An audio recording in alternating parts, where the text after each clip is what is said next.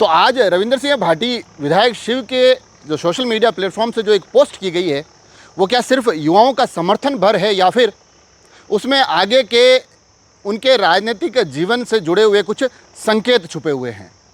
ऐसा इसलिए कहा जा रहा है क्योंकि आज वो अपने सोशल मीडिया पर एक पोस्ट साझा करते हैं जो कि कल कुरुक्षेत्र में कांग्रेस के द्वारा किए गए एक विरोध प्रदर्शन से जुड़ी हुई होती है।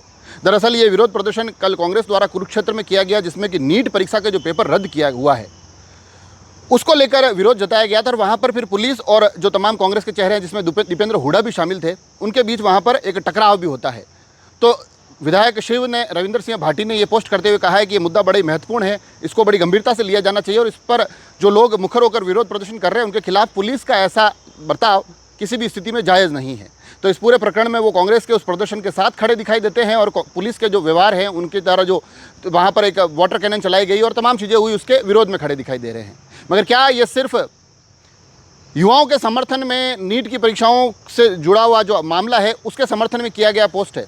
ऐसा इसलिए कहा जा रहा है क्योंकि युवाओं से जुड़ा हुआ मुद्दा है यकीनन। मगर जिस तरह से कुरुक्षेत्र में कांग्रेस एक प्रदर्शन करती है और उसको लेकर रविंद्र सिंह भाटी अपनी वॉल पर एक पोस्ट साझा कर रहे हैं, उससे ऐसा तो नहीं है कि कहीं उनके आगे की जो राजनीतिक राहें हैं उनको लेकर कोई संकेत दिया जा रहा है? क्योंकि भाजपा तो उनको अपना कर ठुकरा चुकी है।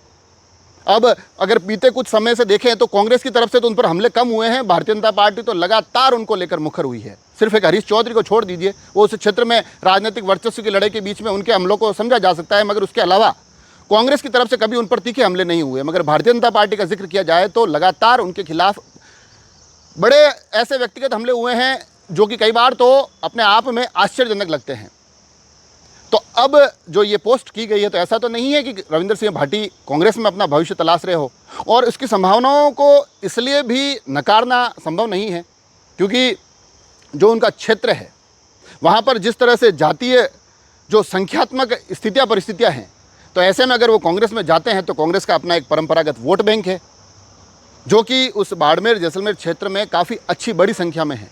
और अगर वहाँ पर रविंद्र सिंह भाटी कांग्रेस में जाते हैं और अपने साथ अपने जो सामाजिक लोग हैं, जो उस क्षेत्र के जो इनसे जुड़े हुए लोग हैं, इनको अगर वो बदलने में संभव हो जाते हैं, सफल हो जाते हैं, तो ये उनके लिए आगे की राजनीतिक राहों को काफ़ी आसान कर देगी। और अगर कांग्रेस के दृष्टिकोण से देखा जाए तो जिस तरह से अभी इन दिनों लगातार अलग अलग समाज के प्रभावी चेहरों को सभी दल अपने साथ जोड़ने की कोशिश करते हैं, तो ये जो राजपूत समाज से जिस समाज से रविंद्र सिंह भाटी आते हैं वहाँ पर ऐसा लगता है कि कोई ज़्यादा बड़े प्रभावी चेहरे कांग्रेस के पास है नहीं।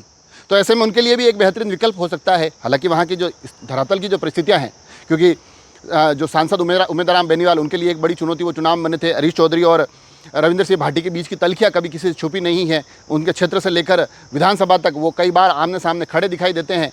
तो ऐसे में इतना सब कुछ आसान भी नहीं है, मगर राजनीति में कभी भी किसी चीज़ के लिए मना या असंभव जैसे शब्दों का इस्तेमाल नहीं किया जा सकता है। तो ऐसे में ये जो पोस्ट हैं उसको लेकर अलग अलग तरीके के अनुमान लगाए जा रहे हैं, संभावनाएं सभी तरह की दिखाई देती है। आप इस विषय पर क्या सोचते हैं मुझे जरूर बताएं, या फिर अगर कांग्रेस और रविंद्र सिंह भाटी का कहीं कोई गठजोड़ होता है तो उसका राजनीतिक रूप से क्या कुछ असर रहेगा, उस पर भी अगर आपके पास कोई प्रतिक्रिया हो तो मुझ तक जरूर भेजें।